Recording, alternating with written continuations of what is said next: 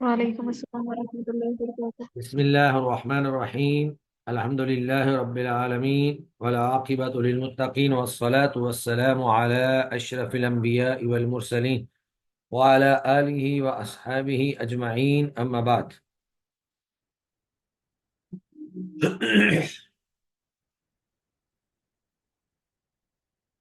أعوذ بالله من الشيطان الرجيم. بسم الله الرحمن الرحيم.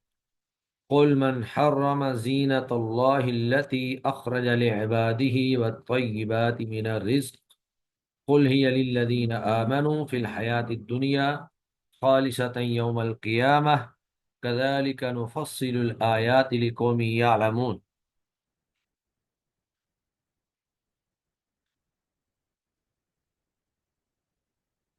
پچھلے لیکچر میں ہم نے یہ پڑھا کہ قریش مکہ بیت اللہ کا طواف کرتے وقت یا دیگر مشرکین عرب بیت اللہ کا طواف کرتے وقت اپنے کپڑے اتار دیتے تھے اور برہنہ حالت میں طواف کرتے تھے۔ تو یہاں اللہ تعالیٰ نے ایک تو ان کا رد کیا ہے، اور دوسرا ان لوگوں کا، صوفیاء کرام وغیرہ، جو دنیا کی زینت یا پاکیزہ چیزیں جو اللہ تعالیٰ نے پاکیزہ چیزیں حلال قرار دی ہیں ان سے اجتناب کرتے ہیں۔ بہت سارے صوفیاء کرام وہ کہتے ہیں جی اچھا لباس نہیں پہننا، اچھا کھانا نہیں کھانا، اچھا سالن جو ہے وہ نہیں کھانا۔ اگر کبھی سالن مزیدار یا لذیذ بن جائے تو اس میں پانی ڈال کر اس کو انہوں نے سادہ کرنا ہوتا ہے۔ تو اس طرح کی چیزیں، یعنی افراط و تفرید کا شکار ہو جانا، مبالغہ آرائی کرنا، تو اللہ رب العزت نے زیب و زینت کی چیزیں انسان کے لیے، اپنے مومن بندوں کے لیے ہی دنیا کے اندر پیدا کی ہیں، اور قیامت کے دن تو صرف اہل ایمان کو ہی حاصل ہوگی۔ دنیا میں اگرچہ اللہ تعالیٰ دیگر لوگوں کو بھی یہ نعمتیں دیتے ہیں تاکہ ان کی آزمائش جو ہے وہ پوری ہو سکے، لیکن اصل حق اللہ والوں کا ہے، ایمان والوں کا ہے، اللہ پر ایمان لانے والوں کا ہے۔ تو اللہ کی ان نعمتوں کے، اللہ رب العزت نے جو پاکیزہ چیزیں پیدا کی ہیں ان کے جو حقیقی حقدار ہیں وہ اہل ایمان ہیں، اگرچہ دیگر لوگوں کو بھی اللہ تعالیٰ دنیا کے اندر دنیا کی نعمتیں عطا کر دیتے ہیں تاکہ ان کا امتحان جو ہے وہ ہو سکے۔ تو یہاں اللہ تعالیٰ نے سوالیہ انداز میں اسی بات کا رد کیا ہے کہ کس نے اللہ کی زینت کو حرام کیا ہے، کس نے حرام کیا ہے؟ یعنی سوال یہ ہے کہ اللہ نے تو حرام نہیں کیا، تو پھر کس نے حرام کیا ہے؟ اب یہ مشرکین عرب نے اپنے پاس سے جو ہے یہ فرض کر لیا کہ ہم نے ان کپڑوں کے اندر طواف نہیں کرنا، جی یہ تو گناہوں والے کپڑے ہیں، لہٰذا ہم ایسے طواف کریں گے جیسے ہم ماں کے پیٹ سے پیدا ہوئے، تو ہم کوئی گناہوں والا لباس پہن کر طواف نہیں کریں گے۔ تو یہ ان کا اپنا من گھڑت ایک اصول تھا، اللہ رب العزت نے ان کو ایسا کرنے کا حکم نہیں دیا تھا۔ تو اللہ فرماتے ہیں قل، اے نبی آپ کہہ دیجئے، من حرما، کون ہے؟ من یہ استفہامیہ ہے، من استفہامیہ، من حرما، کس نے حرام کیا ہے؟ زینت اللہ، اللہ کی زینت کو، اللہ کی زینت کو کس نے حرام کیا ہے؟ التی اخرج لعبادہ، جو اللہ نے اپنے بندوں کے لیے نکالی ہے، جو اللہ تعالی نے اپنے بندوں کے لیے نکالی ہے۔ کس نے حرام کیا؟ یہ ایک سوال ہے، سوالیہ انداز ہے۔ اور اسی طرح والطیبات من الرزق، والطیبات من الرزق، اور اسی طرح پاکیزہ چیزیں رزق میں سے، کھانے پینے کی پاکیزہ چیزیں، وہ کس نے حرام کی ہیں؟ اللہ نے تو حرام نہیں کی ہیں۔ اللہ نے تو نہیں کہا کہ تم لباس اتار کر بیت اللہ کا طواف کرو، اللہ تو نہیں کہتے کہ تم اچھا کھانا نہ کھاؤ، اللہ تو نہیں کہتے کہ تم اچھا لباس نہ پہنو، بلکہ اللہ تعالیٰ تو کہتے ہیں کہ ان اللہ جمیل یحب الجمال، کہ اللہ خود بھی خوبصورت ہے اور خوبصورتی کو ہی پسند کرتا ہے۔ اور ایک حدیث جامع ترمذی میں موجود ہے کہ ان اللہ یحب ان یرا اثر نعمتہ علی عبدہ، کہ اللہ اس بات کو پسند کرتا ہے کہ بندے کے اوپر اس کی نعمتوں کا کے آثار نظر آئیں۔ تو اچھا لباس پہن لینا، اچھا جوتا پہن لینا، اچھا کھانا کھا لینا، یہ حرام اور ممنوع نہیں ہے۔ ہاں، البتہ ان چیزوں میں اسراف نہیں ہونا چاہیے، اور پھر اچھا لباس پہن کر، اچھا جوتا پہن کر تکبر نہیں آنا چاہیے انسان کے اندر، کہ آدمی اچھا اچھا لباس پہن کر جو ہے وہ تکبر کرنا شروع کر دے، نمائش شروع کر دے، خود نمائی شروع کر دے۔ اچھا جوتا پہن کر جو ہے وہ تکبر شروع کر دے، لوگوں کو حقیر جاننا شروع کر دے۔ اگر اچھا کھانا کھاتا ہے تو اس کے اندر بھی تکبر شروع کر دے اور لوگوں کو حقیر جانے، جی ہم تو اتنا اچھا کھاتے ہیں، لوگوں کے پاس اتنی گنجائش نہیں ہے۔ تو تکبر نہ ہو، فضول خرچی نہ ہو، میانہ روی کے ساتھ اچھا لباس، اچھا جوتا، اچھا کھانا، اچھا گھر، اچھی گاڑی، اللہ تعالیٰ کی دی ہوئی نعمتوں کے مطابق، تو اللہ رب العزت جو ہیں وہ ان چیزوں سے نہیں روکتے۔ ہاں، البتہ جب یہی چیزیں تکبر کا، فخر و مباحات کا، لوگوں کو حقیر جاننے کا، فضول خرچی کا ذریعہ بن جائیں، اور پھر انسان جو ہے اللہ کے احکامات کو توڑنا شروع کر دے، تو اس وجہ سے پھر وہ حرمت کا حکم ان کے اوپر لگایا جائے گا۔ ورنہ عمومی طور پر اگر یہ چیزیں انسان استعمال کرتا ہے تو یہ کوئی غلط نہیں ہے۔ قل، اے نبی آپ کہہ دیجئے، من حرما، کس نے حرام کیا ہے، زینت اللہ التی، اللہ کی زینت کو، التی اخرج لعبادہ، جو اس نے اپنے بندوں کے لیے پیدا کی ہے، والطیبات من الرزق، اور پاکیزہ چیزیں کھانے پینے والی، کھانے پینے کی پاکیزہ چیزیں کس نے حرام کی ہیں؟ یعنی اللہ نے تو حرام نہیں کی۔ قل، اے نبی آپ ان کو یہ بتا دیں، ہی للذین آمنوا، یہ ان لوگوں کے لیے ہیں جو ایمان لائے، یعنی اصل مستحق اس کے ایمان والے ہیں، فی الحیات الدنیا، دنیا کی زندگی میں۔ تو اصل مستحق یہ ہیں، اگرچہ کفار بھی اس سے فائدہ اٹھا لیتے ہیں، بلکہ بعض دفعہ دنیاوی فوائد اور آسائشوں میں وہ مسلمانوں سے زیادہ کامیاب نظر آتے ہیں، لیکن یہ حقیقی کامیابی نہیں ہے، یہ عارضی اور فانی کامیابی ہے۔ تو اس کے اصل مستحق دنیا کی زندگی میں بھی ایمان والے ہی ہیں۔ اگرچہ دنیا میں اللہ ایمان والوں سے ہٹ کر کفار کو بھی ان چیزوں سے نواز دیتے ہیں، لیکن قیامت والے دن آخرت میں خالصتاً یوم القیامہ، یہ چیزیں مومنوں کے لیے خالص ہیں، قیامت کے دن خالص مومنوں کے لیے ہیں، یعنی وہاں پر کفار کو کچھ بھی نہیں ملے گا۔ تو جنت کی نعمتیں، آخرت کی نعمتیں، وہ اہل ایمان کے لیے خالص ہیں، خاص ہیں اہل ایمان کے لیے، اس میں کافر جو ہیں وہ شریک نہیں ہوں گے۔ دنیا میں اگرچہ وہ شریک ہوتے ہیں، لیکن دنیا کی نعمتیں عارضی ہیں، فانی ہیں، ختم ہو جانے والی ہیں، اور دنیا میں بھی حقیقی حقدار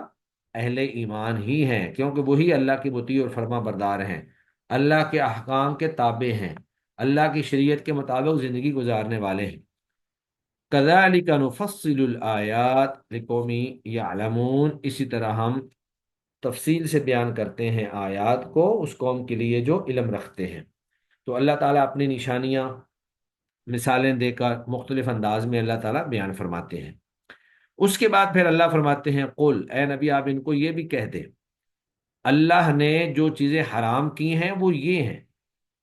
جن کو تم نے خود اپنے اوپر حرام کر لیا ہے وہ حرام نہیں ہے۔ تو کسی چیز کو حلال یا حرام کرنا یہ اللہ کا اختیار ہے، اور کسی کا اختیار نہیں ہے۔ تو مشرکین عرب جہاں وہ لباس نہیں پہنتے تھے، اور بے شمار ان کے اندر ایسی چیزیں تھیں، بعض جانوروں کو اپنے اوپر حرام کر لیتے، یا بعض کھیتیوں کو اپنے اوپر حرام کر لیتے، کیونکہ وہ ان جانوروں یا کھیتیوں کو اپنے بتوں کے نام پر چھوڑ دیتے تھے اور اپنے اوپر خود ہی حرام کر لیتے۔ تو یہ حلت و حرمت، یہ اختیار اللہ کا ہے، اللہ کے، حتیٰ کہ اللہ کے نبی صلی اللہ علیہ وآلہ وسلم کو بھی اللہ تعالیٰ نے اس بات کا اختیار نہیں دیا کہ آپ کسی حلال چیز کو حرام کریں یا حرام چیز کو حلال کریں اپنی مرضی سے. جس طرح سورہ تحریم میں وہ واقعہ معروف ہے، اس کو میں یہاں تفصیل سے بیان نہیں کر سکتا، کہ اللہ کے نبی نے اپنے اوپر شہد کو حرام کر لیا. تو اللہ نے کہا یا ایھا النبی لما تحرم ما احل اللہ لک، کہ اے نبی آپ وہ چیز اپنے اوپر کیوں حرام کر رہے ہیں جس کو اللہ نے آپ کے لیے حلال قرار دیا ہے. تو حلت و حرمت کا اختیار صرف اللہ کے پاس ہے. جس چیز کو اللہ نے حلال کر دیا وہ ہمارے لیے حلال، جس کو اللہ نے حرام کر دیا وہ ہمارے لیے حرام. تو جو چیزیں اللہ نے حرام کی ہیں ان میں سے چند ایک کا تذکرہ اللہ نے آگے بیان کر دیا. اللہ فرماتے ہیں قل، اے نبی آپ ان سے کہہ دیجئے، انما حرم ربی، بے شک میرے رب نے ان چیزوں کو حرام کیا ہے. اور وہ کیا ہیں؟ الفواحش، بے حیائی کی باتیں، فحش باتیں. تو ما ظہر منہا، جو ان میں سے ظاہر ہوں، وما بطنا، اور جو چھپی ہوں. یعنی فحاشی، بے حیائی چھپ کر ہو یا اعلانیہ ہو، دونوں طرح کی اللہ نے حرام کر دی ہے. اب یہاں پر ما ظہر منہا، ظاہری فحاشی اور بے حیائی سے کیا مراد ہے؟ اگرچہ بعض اہل علم نے لکھا ہے کہ اس سے مراد یہ ہے کہ طوائفوں کے اڈے پہ جا کر بدکاری کرنا، اور پوشیدہ بدکاری سے مراد یہ ہے کہ کسی گرل فرینڈ کے ساتھ بدکاری کرنا. بعض نے کہا کہ کسی محرم رشتہ دار کے ساتھ بے حیائی اور بدکاری کا فعل سر انجام دینا وہ ظاہرہ منہا ہے. اور کسی عام عورت کے ساتھ جو محرم نہیں محرم نہیں تو اس کے ساتھ بدکاری کا فعل سر انجام دینا جو ہے وہ بتان وما بتانا یعنی خفیہ ہے. اور پھر اس کا ایک یہ بھی مفہوم ہے کہ کھل کھلا کے بے حیائی کرنا. جس طرح یورپ کے اندر باقاعدہ اڈے بنے ہوئے ہیں، وہاں پر بے حیائی کو قانونی جو ہے وہ تحفظ حاصل ہے. اور پھر اللہ کے نبی نے فرمایا کہ ایک وقت ایسا آئے گا قیامت کے قریب کہ لوگ سڑکوں پہ سب کے سامنے جو ہے وہ جانوروں کی طرح بے حیائی کا ارتکاب کریں گے. تو بے حیائی ظاہری ہو، اعلانیہ ہو، یا چھپ کر ہو، دونوں طرح کی ہی اللہ نے حرام کی ہے. نہ چھپ کر جائز ہے، نہ اعلانیہ جائز ہے. پھر اسی طرح اللہ نے والاسم، اور اللہ نے گناہ کو حرام کیا ہے، فواحش کو حرام کیا ہے ظاہری اور باطنی. اور اسی طرح گناہ کو، نافرمانی کے کام کو اللہ نے حرام کیا ہے. گناہ کیا ہے؟ نبی کریم صلی اللہ علیہ وسلم نے ایک حدیث کے اندر اس کی تعریف کرتے ہوئے فرمایا الاسم ما حاک فی صدرک وکرہت ان یطلع علیہ الناس، گناہ یہ ہے جو تیرے دل میں کھٹکا کرے اور تو یہ پسند نہ کرے کہ لوگ اس پر مطلع ہوں. تو یہ گناہ ہے. ما ظہر منہا وما بطن والاسم، گناہ. تو گناہ جو ہے یہ ایک وسیع مفہوم رکھتا ہے، بلکہ آپ کہہ لیں کہ ہر وہ عمل جو اللہ کی نافرمانی پر مبنی ہو وہ گناہ ہے. اللہ نے جن چیزوں کو کرنے کا حکم دیا ہے وہ نہ کرنا یہ بھی گناہ ہے، اور جن چیزوں سے روکا ہے اس کو کر لینا یہ بھی گناہ ہے. اور تعریف میں نے آپ کو بتا دی. والبغی بغیر الحق، اور ناجائز ظلم و زیادتی، اس کو بھی اللہ نے حرام قرار دیا ہے. یعنی کسی کا حق کھا لینا، کسی کا مال ہتھیا لینا، کسی کو ناجائز مارنا پیٹنا، کسی کو گالی گلوچ کرنا، کسی کی بے عزتی کرنا، عزت و آبرو کو پامال کرنا، یہ سارے کے سارے ناجائز زیادتی اور ظلم کے اندر آ جاتے ہیں. تو کوئی بھی شخص اگر کسی پر ظلم و زیادتی کرے گا، کل کو اللہ رب العزت قیامت والے دن اس کا بدلہ دے کر دیں گے. حتیٰ کہ اگر ایک سینگ والی بکری نے بغیر سینگ والی بکری کو مارا ہے تو اللہ تعالیٰ قیامت کے دن اس کو سینگ لگائیں گے اور وہ اس کو مارے گی، اور اس کے بعد ان کو ختم کر دیا جائے گا. چونکہ ان کا معاملہ تو آگے پھر جنت اور جہنم کا نہیں ہے، لیکن اللہ اتنا انصاف کریں گے. اور پھر ایک حدیث آپ نے سنی ہوگی، اللہ کے نبی نے صحابہ سے پوچھا کہ تم جانتے ہو اتدرون ما المفلس، جانتے ہو مفلس آدمی کون ہوتا ہے؟ تو اللہ کے نبی کے سوال پر صحابہ نے کہا کہ من لا درہم لہ ولا دینار، ہم تو سمجھتے ہیں کہ جس کے پاس درہم و دینار نہ ہو. تو اللہ کے نبی نے فرمایا نہیں، وہ نہیں ہے. حقیقی مفلس وہ ہے جو قیامت کے دن بہت ساری نمازیں، روزے، حج، زکوٰۃ، بہت سارے نیک اعمال لے کر آئے گا، لیکن اس نے کسی کو گالی دی ہوگی، کسی کو تھپڑ مارا ہوگا، کسی کا مال ہتھیایا ہوگا، کسی کی زمین پہ قبضہ کیا ہوگا،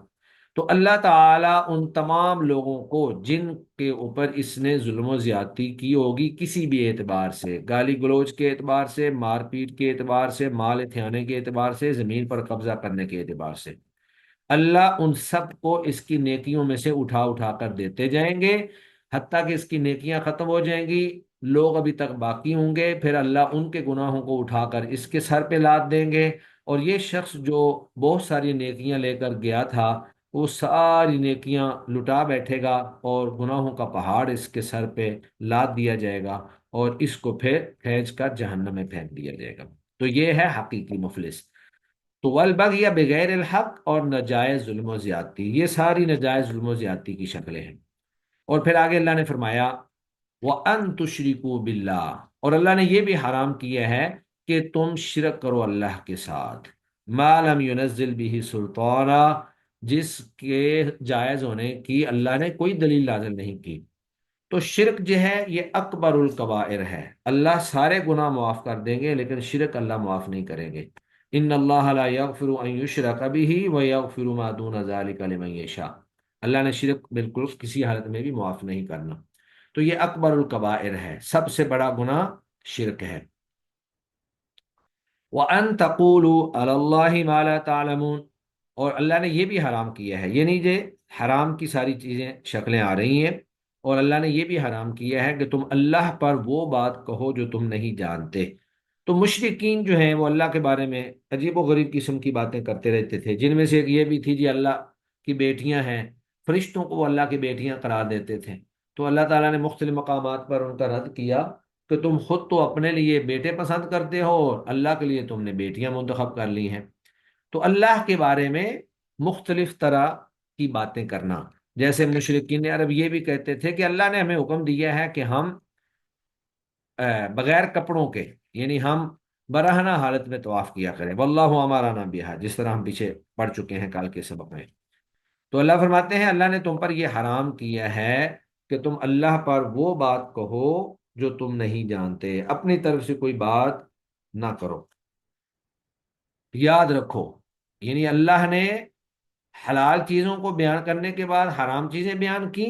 اور اب اللہ رب العزت ان کو آخرت، موت، آخرت، قیامت، جنت اور جہنم، اور یہ ساری چیزیں اللہ تعالیٰ ان کو یاد کروا رہے ہیں کہ دیکھو تم نے ہمیشہ زندہ نہیں رہنا ہے، موت کا وقت مقرر ہے، اور جب وہ وقت آئے گا تو پھر اس کے اندر کوئی کمی بیشی نہیں ہوگی، یا اللہ کے عذاب کا وقت مقرر ہے، قیامت کا وقت مقرر ہے، تو ہر امت کا ایک وقت مقرر ہے، وَلِكُلِّ أُمَّةٍ أَجَلٌ، ہر امت کے لیے ایک وقت مقررہ ہے، یعنی اس سے مراد عمل کی وہ مہلت ہے جو اللہ تعالیٰ ہر امت کو آزمانے کے لیے عطا کرتا ہے، کہ کیا وہ امت نیک عمل کر کے اللہ کو راضی کر لیتی ہے، یا بغاوت اور سرکشی کر کے اللہ رب العزت کے غصے کو اور اللہ کے غضب کو دعوت دیتی ہے۔ تو یہ اللہ تعالیٰ نے ہر امت کا وقت مقرر کر دیا ہے، ہر فرد کا وقت مقرر ہے، اور اسی طرح ہر کسی کی موت کا وقت مقرر ہے۔ فَإِذَا جَاءَ أَجَلُهُمْ، تو جب ان کا وقت مقررہ آ جائے گا، لَا يَسْتَأْخِرُونَ سَاعَةً، وہ اس سے ایک لمحہ بھی پیچھے نہیں ہوں گے، وَلَا يَسْتَقْدِمُونَ، اور نہ ہی آگے ہوں گے، یعنی جب ان کی تباہی کا وقت آ گیا اور جو اللہ نے ان کے لیے عمل کا وقت مقرر کیا ہے وہ مکمل ہو گیا، تو پھر وہ اس سے ایک لمحہ بھی آگے پیچھے نہیں ہو سکتے، یعنی اس وقت کے اندر ایک لمحہ بھی کمی بیشی نہیں ہو سکتی، نہ زیادہ ہو سکتا ہے وہ وقت، نہ کم ہو سکتا ہے۔ اس کے بعد اللہ نے فرمایا یا بنی آدم، اے بنی آدم، اما یاتینکم رسل منکم یقصون علیکم آیاتی فمن اتقى واصلح فلا خوف علیہم ولا هم یحزنون، یہاں نجات کا ایک طریقہ اللہ بیان کر رہے ہیں کہ اے بنی آدم، اگر آ جائیں تمہارے پاس رسول تم میں سے، یعنی تم ہی میں سے، انسانوں میں سے، تم میں سے تمہارے پاس رسول آ جائیں جنہیں اللہ نے رسول بنا کر بھیجا ہے، یقصون علیکم آیاتی، اور وہ تمہارے اوپر میری آیتیں پڑھیں، میری آیتیں بیان کریں۔ تو فمن اتقا، اب جس شخص نے تقوی اختیار کیا، یعنی میرے رسول آئے اور انہوں نے میری آیتیں تمہارے اوپر پڑھ کر سنائی، تمہیں بتائیں، اب رسولوں کے آنے اور آیتوں کے پڑھے جانے کی بات، نجات کیا ہے؟ فَمَنِ اتَّقَىٰ، پر جس شخص نے تقوی اختیار کیا، اللہ سے ڈر گیا، اللہ کا خوف اس کے دل میں آ گیا۔ تقوی جو ہے وہ دل کے اندر خوف کا نام ہوتا ہے۔ اللہ کے نبی نے ایک دفعہ اپنے دل کی طرف اشارہ کرتے ہوئے فرمایا تھا، التقویٰ ہا ہنا، تقوی یہاں ہے۔ تو فَمَنِ اتَّقَىٰ وَأَصْلَحَ، جو شخص متقی ہو گیا، جو ڈر گیا، جس نے تقوی اختیار کر لیا، وَأَصْلَحَ، اور اپنی اصلاح کر لی، تو پھر اس کے لیے یہ کیا ہے؟ فلا خوف علیہم ولا هم يحزنون، تو ایسے لوگوں پر نہ تو کسی قسم کا خوف ہوگا اور نہ ہی وہ غمگین ہوں گے۔ تو یہ اہل ایمان کا حسن انجام ہے، یعنی وہ لوگ جو تقوی اور عمل صالح سے آراستہ ہوں، تو اللہ تعالیٰ نے ان کے لیے یہ انجام اور ان کے لیے یہ اجر بیان کیا ہے کہ قیامت کے دن ان کے اوپر کسی قسم کا خوف نہیں ہوگا اور نہ ہی وہ غمگین ہوں گے۔ خوف اس بات کا نہیں ہوگا کہ اللہ انہیں عذاب دے گا، اور غم اس بات کا نہیں ہوگا کہ انہوں نے پیچھے گناہ کیوں نہ نیکیاں کیوں نہ کی، یعنی ہم اور زیادہ نیکی کر لیتے، انہیں کھونے کا غم بھی نہیں ہوگا، اللہ انہیں بہت کچھ عطا کریں گے۔ اس کے بعد پھر اللہ تعالیٰ نے تکذیب کرنے والوں کا، تکبر کرنے والوں کا، آگ والوں کا اللہ نے انجام بیان کیا ہے کہ ایک طرف وہ لوگ ہیں جو ایمان لے آئے، تقوی اختیار کیا، اپنی اصلاح کر لی، عمل صالح کیے، تو ان کے اوپر تو نہ خوف ہوگا نہ غم ہوگا۔ جبکہ دوسری طرف دوسرے وہ لوگ ہیں جنہوں نے انبیاء کی تکذیب کر دی، اللہ کی آیات کی تکذیب کر دی، تکبر کیا، اپنے آپ کو بڑا بنایا، تو اللہ فرماتے ہیں والذین کذبوا بآیاتنا، اور جن لوگوں نے ہماری آیتوں کو جھٹلایا، واستکبروا عنہا، اور ان سے تکبر کیا، یعنی ان کو اہمیت نہ دی، اپنے تکبر میں ہی مارے گئے، اولئک اصحاب النار، تو یہ لوگ آگ والے ہیں، ہم فیہا خالدون، یہ اس میں ہمیشہ ہمیشہ رہیں گے۔ تو یہ اللہ تعالیٰ نے اہل ایمان کے برعکس کفار کا انجام بیان کیا ہے، جو اللہ کے احکام کو جھٹلاتے ہیں، تکبر کرتے ہیں اور اللہ کی بات کو مانتے نہیں ہیں، بغاوت اور سرکشی والی زندگی گزارتے ہیں۔ تو اللہ تعالیٰ کا ایک انداز ہے کہ جب اہل ایمان کا انجام بیان کرتے ہیں تو اس کے ساتھ ہی اہل کفر کا بھی بیان کر دیتے ہیں، تاکہ دونوں طرح کے انجام سامنے آ جائیں۔ اب ہر بندہ علی وجہ البصیرہ جو ہے وہ عمل کرے، اب اس کے پاس یہ آپشن ہو کہ وہ اختیار کر سکے کہ وہ اہل ایمان کے انجام کو پانا چاہتا ہے یا اہل کفر کے انجام کو پانا چاہتا ہے، وہ جنت میں جانا چاہتا ہے یا جہنم میں جانا چاہتا ہے،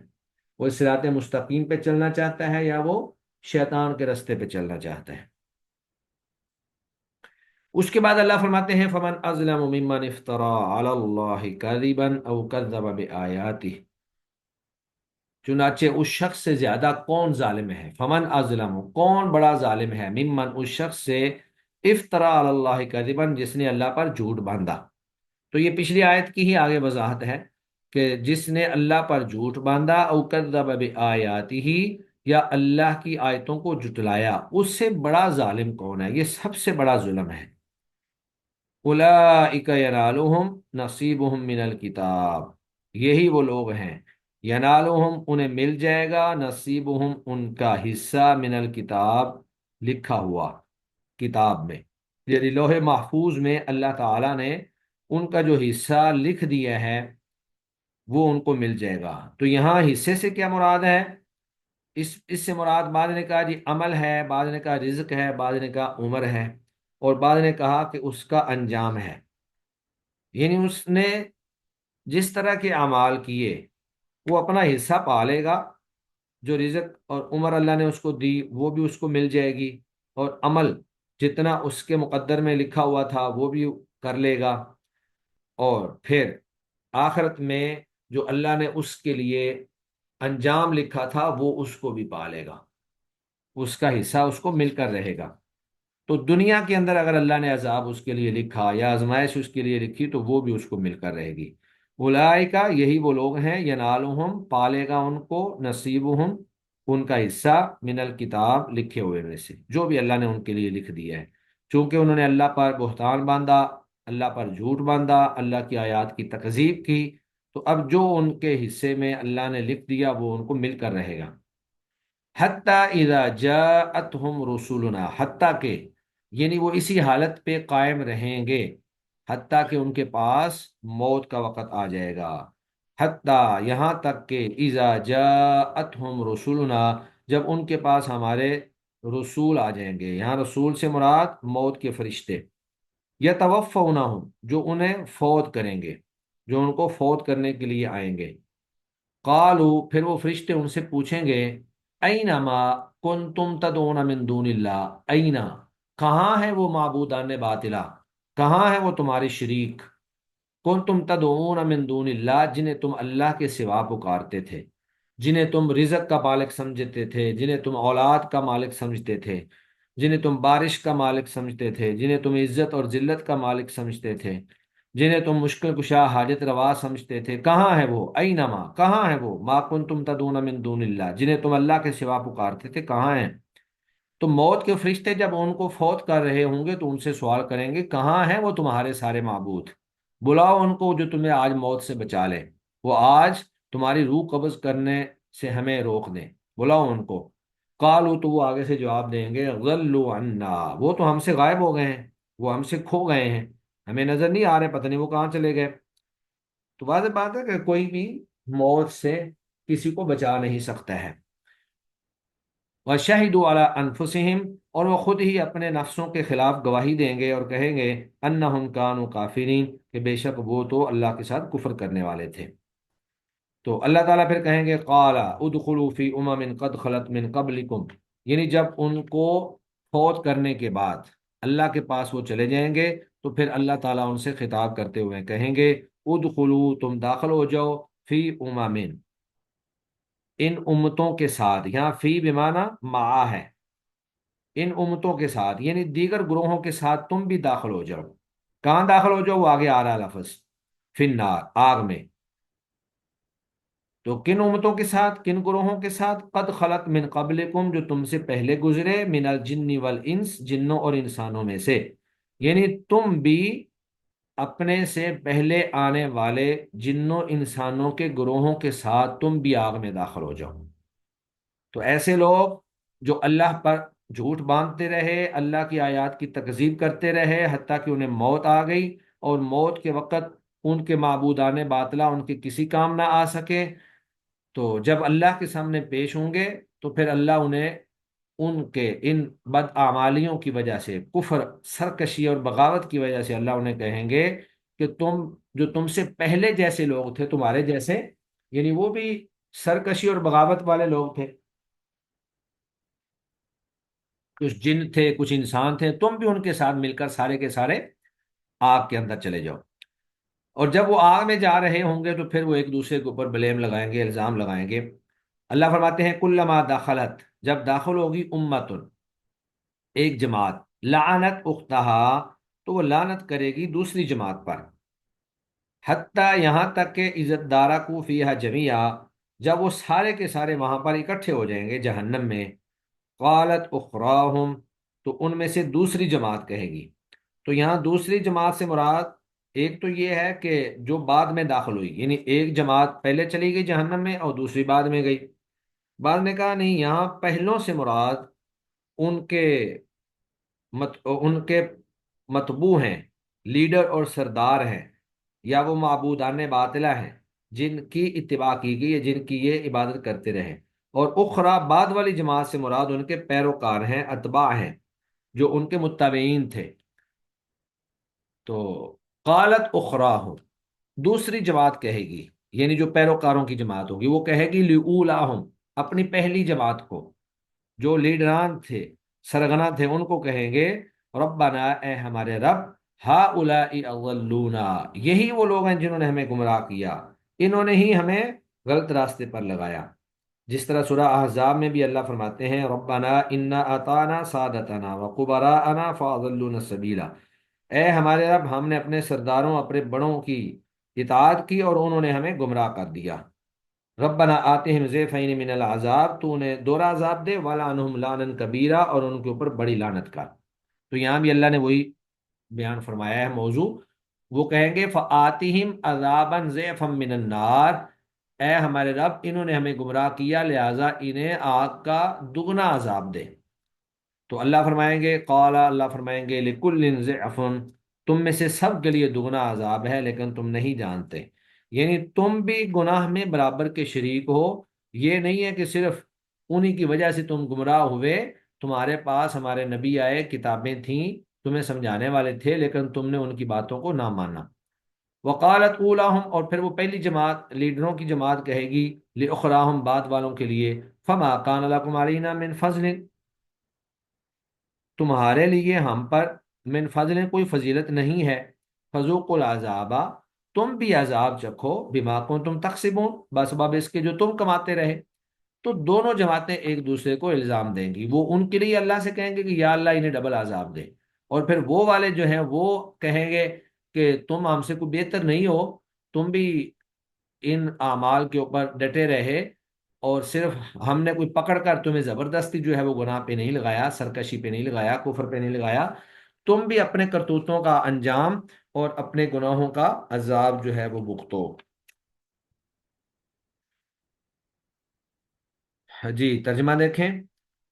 بسم اللہ الرحمن الرحیم، قل اے نبی آپ کہہ دیجئے من حرم زینت اللہ التی، کس نے حرام کیا ہے اللہ کی زینت کو، اخرج لعبادہ جو اس نے اپنے بندوں کے لیے پیدا کی ہے، والطیبات من الرزق اور پاکیزہ رزق۔ قل کہہ دیجئے ہی للذین آمنوا، یہ چیزیں ان لوگوں کے لیے ہیں جو ایمان لائے، فی الحیات الدنیا دنیا کی زندگی میں بھی، خالصۃ یوم القیامہ اور خالص انہی کے لیے ہیں قیامت کے دن۔ کذالک نفصل الآیات، اسی طرح ہم تفصیل سے بیان کرتے ہیں آیات، لقوم یعلمون جاننے والی قوم کے لیے۔ قل اے نبی آپ کہہ دیجئے انما حرم ربی الفواحش ما ظہر منہا وما بطن، بے شک میرے رب نے فواحش کو، بے حیائی کے کاموں کو حرام کر دیا ہے، ما ظہر منہا جو اعلانیہ ہو اس میں سے، وما بطن اور جو خفیہ ہو، والاثم اور گناہ کو حرام کر دیا ہے، والبغی بغیر الحق اور ناجائز ظلم و زیادتی کو حرام کر دیا ہے، وان تشرکوا باللہ ما لم ينزل به سلطانا، اور یہ کہ تم اللہ کے ساتھ شرک کرو جس کے بارے میں اللہ نے کوئی دلیل نہیں اتاری، اس کو بھی حرام کر دیا ہے، وان تقولوا علی اللہ ما لا تعلمون، اور یہ کہ تم اللہ پر وہ بات کہو جو تم نہیں جانتے، اس کو بھی اللہ نے حرام کر دیا ہے۔ وَلِكُلِّ أُمَّةٍ أَجَلٌ، اور ہر امت کے لیے ایک وقت مقررہ ہے، فَإِذَا جَاءَ أَجَلُهُمْ، جب ان کا وقت آ جاتا ہے، لَا يَسْتَأْخِرُونَ سَاعَةً، تو وہ اس سے ایک لمحہ بھی لیٹ نہیں ہو سکتے، وَلَا يَسْتَقْدِمُونَ اور نہ ہی آگے ہو سکتے ہیں۔ یا بنی آدم، اے بنی آدم، اما یأتینکم، اگر آ جائیں تمہارے پاس، رسول منکم، رسول تم میں سے، یقصون علیکم آیاتی، وہ بیان کریں تم پر میری آیتیں، فمن اتقا، پس پھر جو تقوی اختیار کرے گا، واصلح اور اپنی اصلاح کر لے گا، فلا خوف علیہم، تو ایسے لوگوں پر کوئی خوف نہیں ہوگا، ولا هم یحزنون اور نہ ہی وہ غمگین ہوں گے۔ جبکہ دوسری طرف والذین کذبوا بآیاتنا، اور وہ لوگ جنہوں نے جھٹلایا ہماری آیتوں کو، واستکبروا عنہا اور ان سے تکبر کیا، اولئک اصحاب النار، یہی لوگ آگ والے ہیں، ہم فیہا خالدون، وہ اس میں ہمیشہ ہمیشہ رہیں گے۔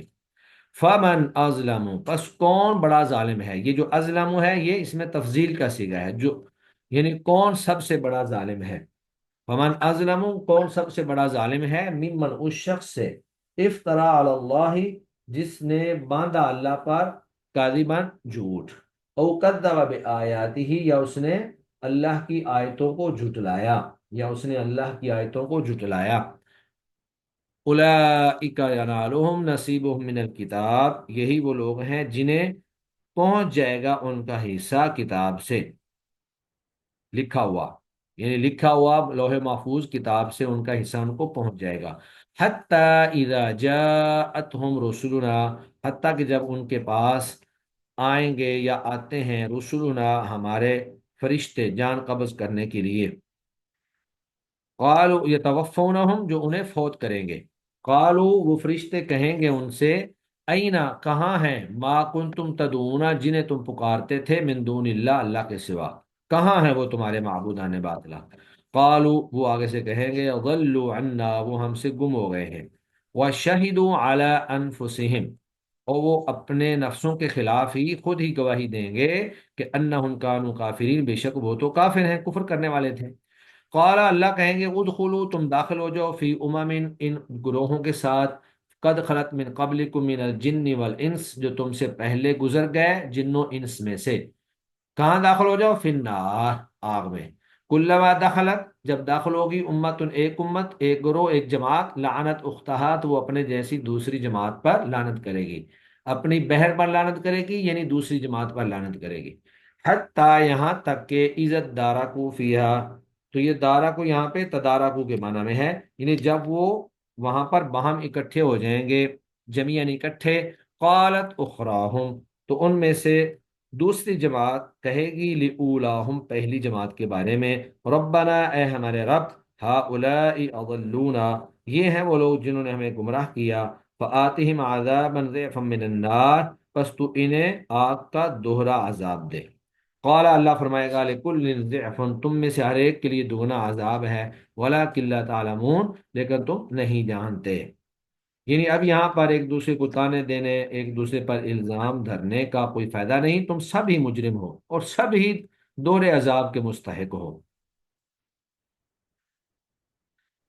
وقالت اولاہم لاخراہم اور پھر ان کی پہلی جماعت ان کی دوسری جماعت سے کہے گی،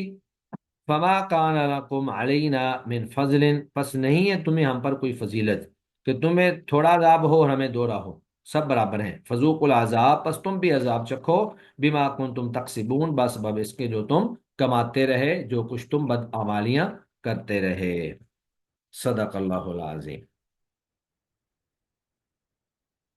جی ہمارا لیسن مکمل ہو گیا ہے، اگر کوئی کوشچن ہے تو 2 منٹ ہیں ہمارے پاس، آپ لوگ پوچھ سکتے ہیں۔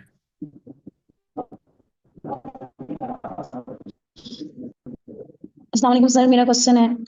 جی جی سر، اگر کوئی انسان جو ہے وہ نظر مانتا ہے اور اس کے اندر جو اللہ تعالیٰ نے چیزیں حلال کی ہیں اس کو وہ اپنے اوپر حرام ٹھہرا لیتا ہے کچھ عرصے کے لیے، تو کیا یہ جائز ہوگا؟ بالکل ناجائز ہے، اللہ کے نبی کو جب یہ اللہ نے اجازت نہیں دی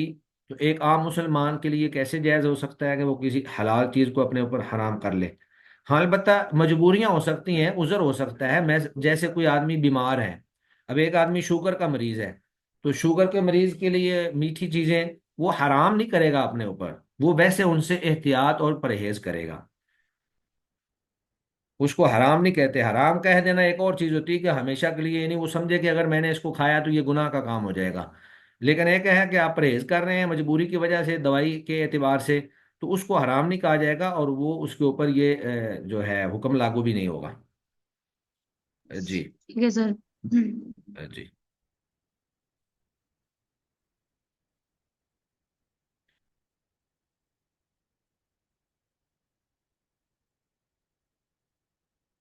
حرام کے اعتبار سے اس میں ایک چیز یہ واضح دیکھ لیں، بسا اوقات ایسا ہوتا ہے کہ ایک بندے کو ایک چیز پسند نہیں ہوتی ہے، تو اگر ایک بندے کو کسی پسند نہیں ہے تو وہ بے شک نہ کھائے، لیکن یہ نہ کہے کہ میں اس کو اپنے اوپر حرام کر رہا ہوں۔ اب دیکھیں اللہ کے نبی صلی اللہ علیہ وسلم کو گوہ، یہ جو ذب ہے گو پیش کی گئی تو اللہ کے نبی نے نہیں کھائی، آپ نے صحابہ کی طرف کر دیجیے آپ لوگ کھا لو، تو ایک چیز پسند نہیں ہے آپ اس کو نہیں پسند کرتے تو اس کو آپ حرام نہ کہیں گے نہ اپنے اوپر حرام کریں گے، بس یہ ہے کہ آپ نہ کھائیں، کوئی بات نہیں ہے، کوئی کھانا آپ کو پسند نہیں ہے آپ نہ کھائیں، لیکن یہ فیصلہ کر لینا جی میں اس کو نہیں کھاؤں گا میں اس کو اپنے اوپر حرام کرتا ہوں تو یہ جائز نہیں ہے۔ جی ٹھیک ہے سر، جزاک اللہ خیر۔ چلیں جی